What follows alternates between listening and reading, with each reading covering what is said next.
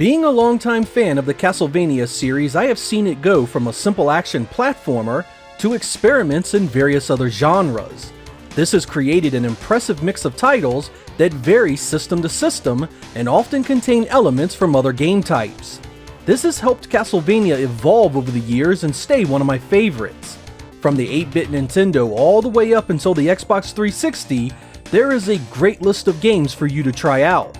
And that's why I've decided to do something here to pay homage to my favorites and give you a top 10 list of Castlevania titles. I considered all the games in the series since I've played every one of them, and give you a breakdown as to why I feel these are the best. No question many of you will see this list differently from your own, so I encourage you to take to the comment section and let me know which ones you prefer and how you'd rank them. I hope you guys enjoy the top 10 Castlevania games.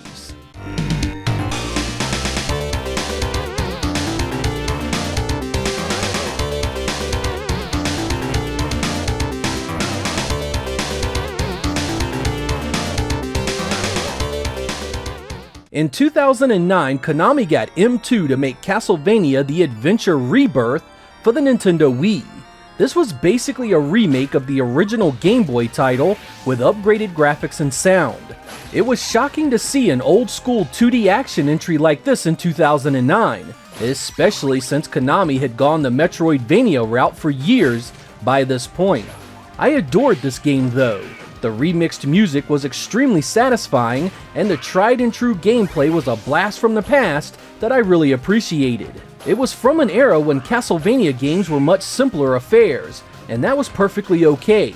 It had lots of neat touches too, like loads of parallax scrolling, nice transparency effects, and multiple routes to take. You can't buy this anymore because it was only available as a WiiWare download title, and Nintendo has since closed down the service. Konami seriously needs to package this with the other Rebirth games together and release them on modern systems. I'd purchase it immediately.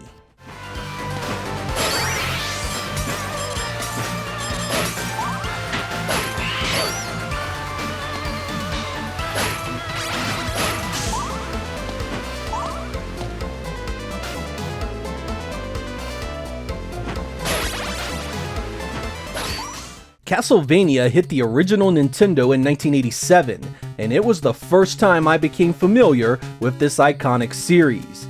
You were Simon Belmont, and your task was to climb Dracula's castle, defeat his minions, and ultimately slay the head bloodsucker himself.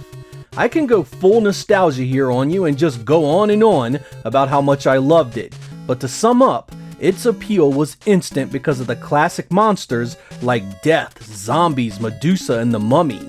The music was incredible too, and was the kind of glue that just pulled the entire atmosphere together and set the entire mood. The last piece of the puzzle, of course, was that whip-slinging gameplay.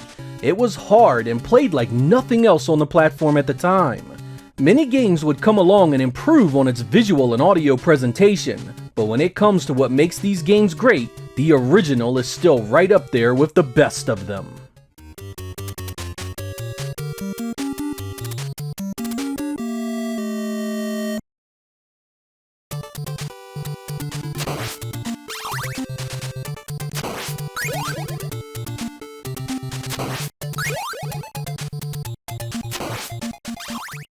After the release of Symphony of the Night, Konami started to double down on the adventure-style Castlevania games, particularly on Nintendo's portable systems.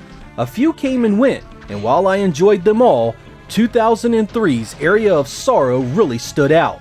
While equipping items and weapons to your hero was nothing new at this point, this took the series forward and really shook things up with a story that was in the future and by allowing you to absorb the powers of your fallen enemies, further giving you abilities well beyond what you had seen in previous titles. Despite being on the Game Boy Advance, it's still a great looking and sounding title. You get the excellent animation you expect, and there are massive enemies for you to deal with. It set a standard of excellence that would go on to build 3 more games in the series. Those were great too, but this here was the turning point to true portable excellence.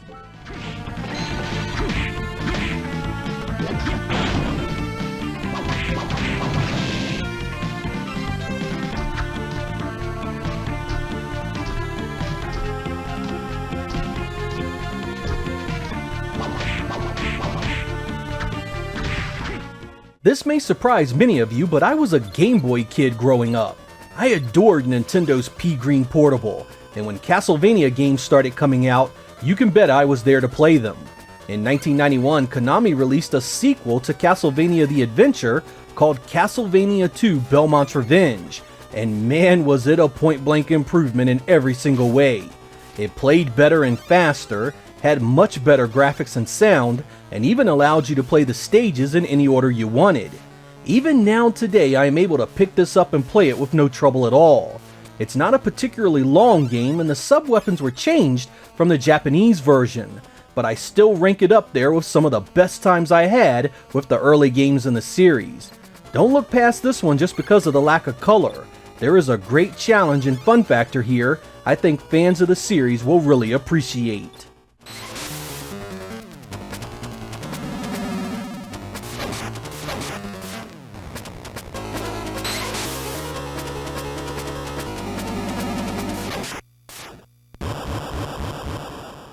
When Konami announced Castlevania Lords of Shadow, I was once again skeptical of a 3D entry into this mainly 2D series. I had not enjoyed many of the other attempts to do this, but when this game finally dropped in 2010, I was shocked by its quality. It took many other games as inspiration and sort of took a little from each of them. You'll get a bit of God of War, a touch of Shadow of the Colossus, and the ability to backtrack stages, RPG elements like buying additional power-ups, and of course little things like riding animals and loads of QuickTime sequences to put down enemies. It's extremely cinematic and the visuals are nothing short of breathtaking even 10 years later. I mean, this is the kind of visual excellence even modern games could learn a thing or two from. The story is a beast as well, and follows Gabriel Belmont as he searches for a way to stop an evil force from destroying mankind. You'll get puzzles to solve, giant beasts to fight, and an incredible atmosphere of dread and suffering to overcome. It basically reboots the entire franchise, but it was a hell of a ride for old and new fans alike.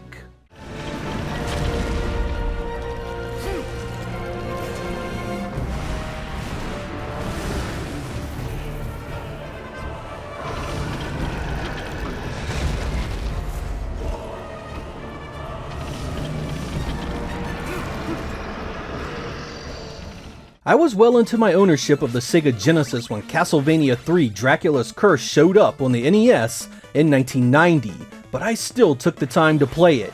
Aside from having great music and incredible gameplay, it also gave you the ability to meet and recruit additional playable characters. Each one of these had their own abilities, and you could choose various routes across the game that were entirely different levels.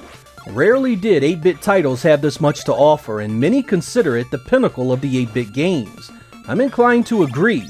The core gameplay here was great enough, but once you add in the additional content, you had a Castlevania title that was damn near as good as its 16-bit successors.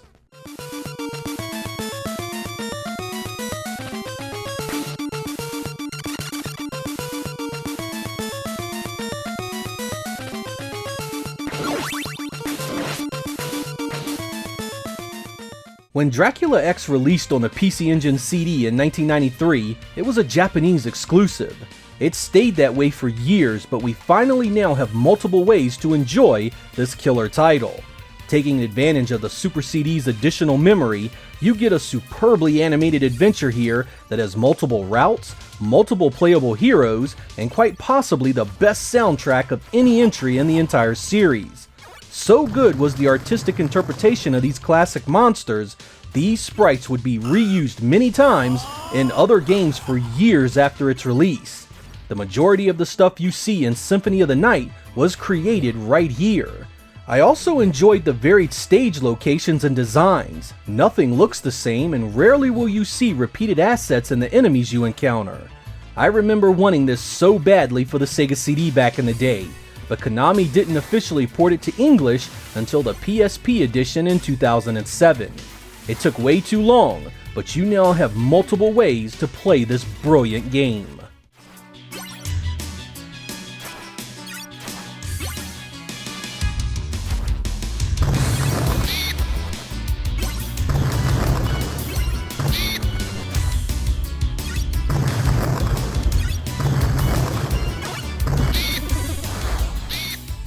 As the Sega Genesis got older, I thought for sure it was never going to see a Vania to call its own. So you can imagine my joy when Castlevania Bloodlines dropped in late 1993. Finally, we had an exclusive version to call our own.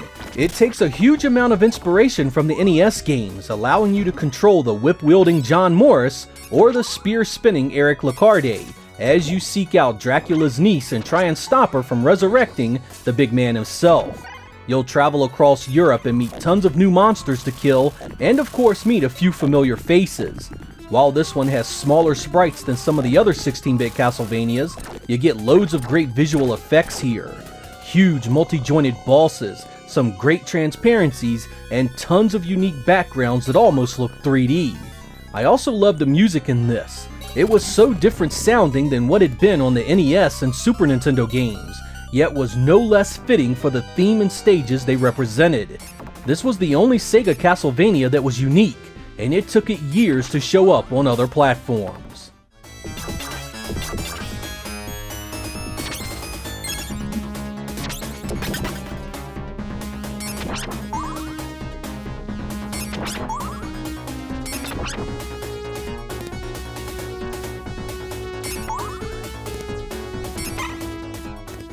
When it came time to bring Castlevania into the 32-bit generation in 1997, Konami decided to make it a full-blown 2D adventure game that had RPG elements.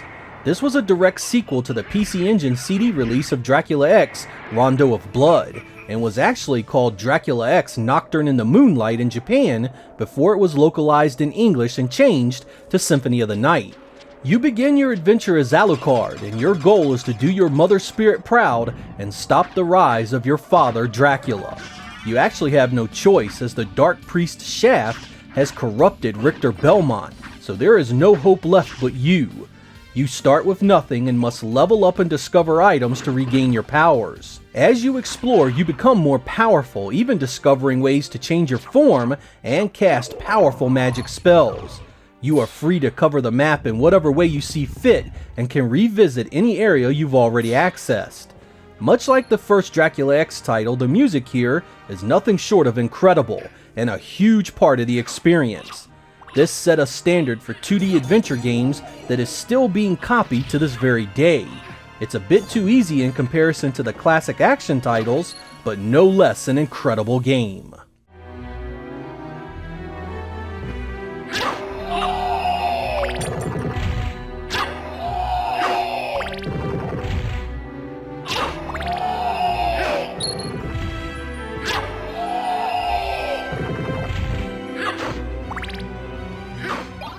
In 1991, really early in the life of the Super Nintendo, Super Castlevania IV was released.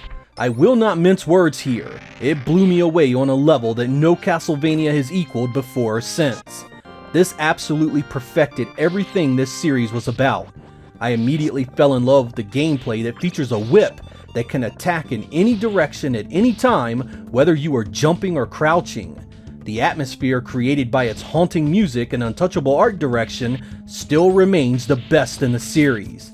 I would play each level slow just to take in all the details in the backdrops, all the animations of the enemies, and just sit in absolute awe at how astonishing it all was. I mean, this world was seething in despair. It permeated every aspect of the environment, making you feel like you were alone against insurmountable odds.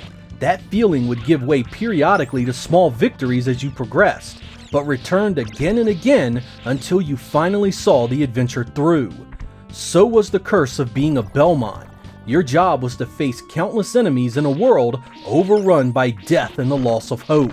Super Castlevania IV told this story with its audio and visual presentation alone, a testament to the power of game developers who at the time understood what it took to make software that truly stood out from the pack. This is the best Super Nintendo game I've ever played, the best Castlevania game I've ever played, and frankly, a title so good, it's as playable now as it was the very first day it was released.